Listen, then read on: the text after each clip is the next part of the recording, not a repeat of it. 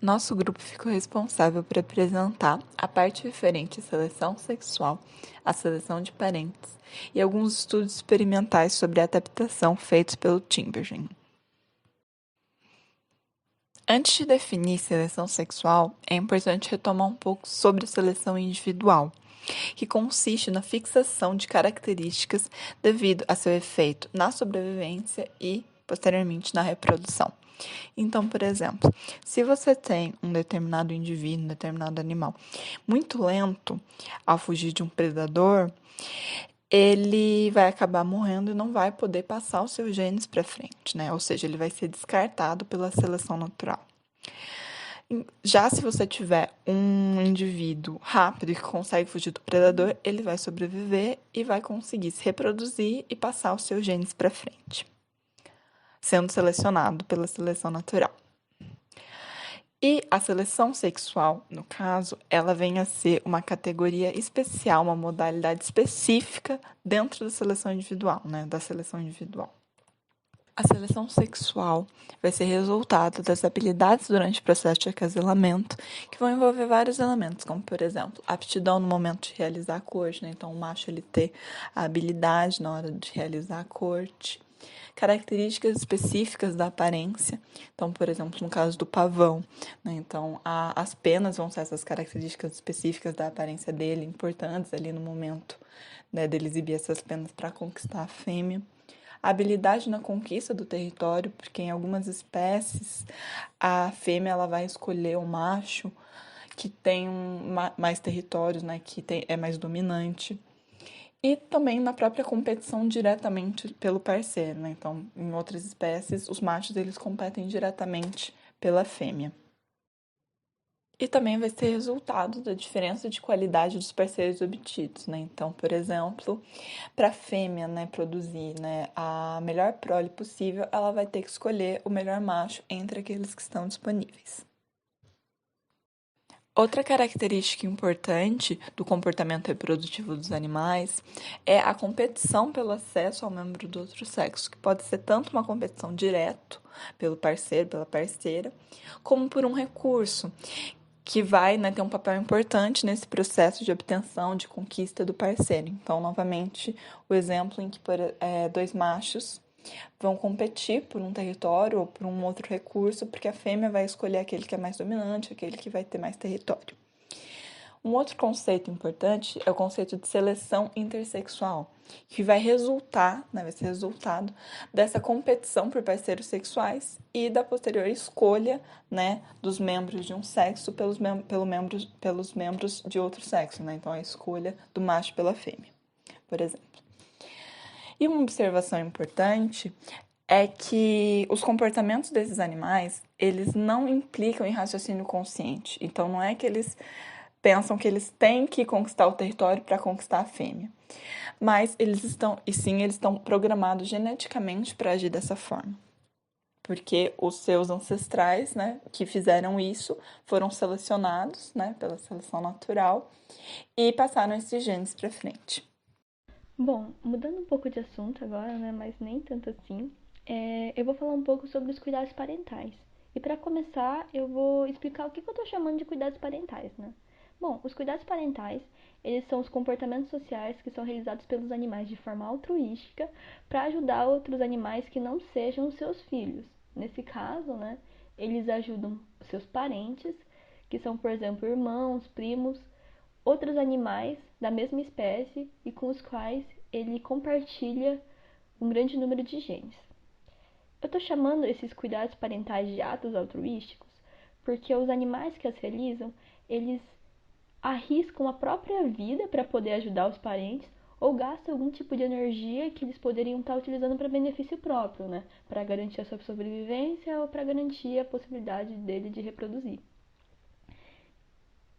E aí que eu tenho que existe um processo de seleção que favorece os animais que ajudam os parentes próximos, mas isso só acontece se os benefícios ultrapassarem as perdas diretas de aptidão. Eu tenho então que esses comportamentos, né, eles garantem alguns tipos de benefício. Nesse caso, a possibilidade maior de passar os seus genes para outros descendentes. Isso porque Eu tenho que, mesmo que nesse processo, né, realizando esse comportamento, esse animal ele arrisque sua vida e não sobreviva, eu tenho que ir ajudando na sobrevivência de outros seres que são parentes e com o qual, portanto, né, ele compartilha esses genes vão ser passados, porque os parentes eles estão vivos e eles vão conseguir passar. Então você aumenta essa possibilidade de passar os seus genes, os genes que são compartilhados por esses parentes adiante, né? E nesse caso, esses benefícios eles ultrapassam as perdas diretas da aptidão, né? Que no caso seria esse próprio risco, né, de não sobreviver e de gastar essa energia que poderia ser usada por ele mesmo, para ele mesmo. Aí na foto, por exemplo, existem as abelhas, né, que elas praticam esses cuidados parentais, porque as operárias, elas passam a vida inteira cuidando das suas irmãs, irmãos e da mãe. Então é um exemplo de animais que realizam esses comportamentos altruísticos, né? Essa seleção, né, que ocorre desses animais que realizam esses comportamentos altruísticos com os parentes, ela se chama seleção parental, que consiste na fixação de um comportamento altruístico no repertório da espécie devido a seus efeitos na sobrevivência e reprodução desse grupo, que consequentemente também permite, aumenta na verdade a possibilidade de transmissão desses genes para outros descendentes desses animais. Isso implica dizer que os indivíduos que cuidam dos parentes próximos foram selecionados e, com o tempo, substituíram os que não realizavam esses comportamentos. Porque vamos pensar que existem dois grupos de uma mesma espécie, só que um desses grupos tem animais, corresponde ao de animais que possui esse gene responsável por essa realização desse comportamento altruístico. E o outro grupo não tem esse gene. Então, esses animais desse outro grupo não realizam esses comportamentos altruísticos. Pensando que eles estivessem nas mesmas condições ambientais, os animais que tinham esses genes e realizavam essa ajuda com os parentes, eles provavelmente sobreviviam mais, eles conseguiam reproduzir mais, mesmo com algumas perdas de alguns indivíduos que morriam nesse processo, ainda esse comportamento social era mais favorável do que naquele outro grupo que ninguém se ajudava e daí, consequentemente, ocorreram mais mortes, ocorreu mais dificuldades de reprodução e chegou um momento que o número de indivíduos que tinham esses genes de ajudar o parente acabou sendo muito maior que o desses outros organismos que não tinham. A evolução desse comportamento altruísta, ele é um resultado da seleção individual, porque essa evolução aconteceu justamente devido às consequências finais desse comportamento, que, como eu expliquei agora, ele proporcionou um aumento na população da frequência relativa dos genes compartilhados com os parentes. Então, esse gene, ele acabou sendo predominante nessa espécie por conta desses efeitos positivos para esses organismos que tinham esses comportamentos de ajuda. E é importante lembrar, né, retomando só o que eu disse no slide anterior, que esse comportamento de ajuda ele só foi selecionado porque os benefícios deles são maiores que essas perdas diretas de aptidão. Eu estou dizendo isso porque, por exemplo, os animais que realizavam esse comportamento parental, mas com outros, na verdade não comportamento parental, né? Eles realizavam esse comportamento altruístico, mas com outros animais que não fossem parentes dele,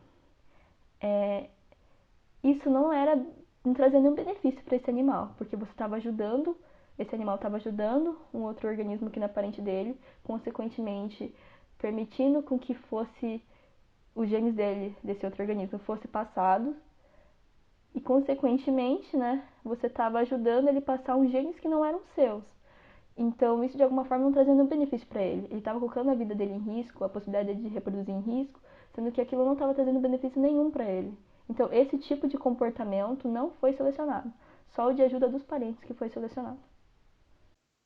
Bom, pessoal, a gente vai falar um pouco agora sobre alguns estudos experimentais feitos nessa parte de etologia.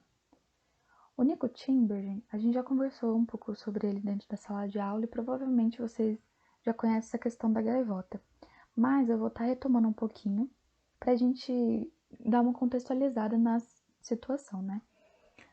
Ele observava essas gaivotas de cabeça preta e aí ele percebeu que um tempo depois que o filhote nasce, as gaivotas pegavam essas cascas e levavam para longe e deixavam o filhote sozinho.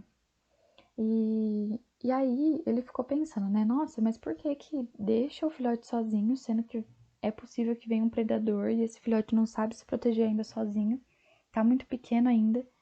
Por que que essas gaivotas deixam ele sozinho, né?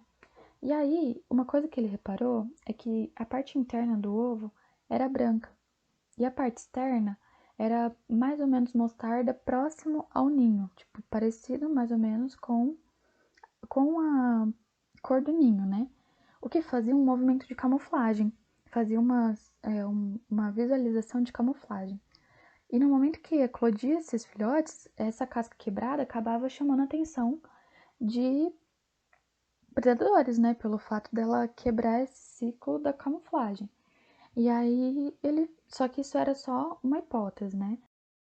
Aí, com o intuito de testar essa hipótese dele, ele fez um experimento, né? Ele pintou alguns ovos de galinha, semelhantes da forma com que está na imagem, e aí ele espalhou esses ovos por aí na colônia, e aí perto de alguns ovos, ele colocou algumas cascas quebradas. E ele reparou com o tempo que quando tinha essas cascas quebradas, mais predadores apareciam nesses ninhos, enquanto aqueles que não tinham casca quebrada acabava não chamando tanta atenção quanto esses que tinham as cascas quebradas, né?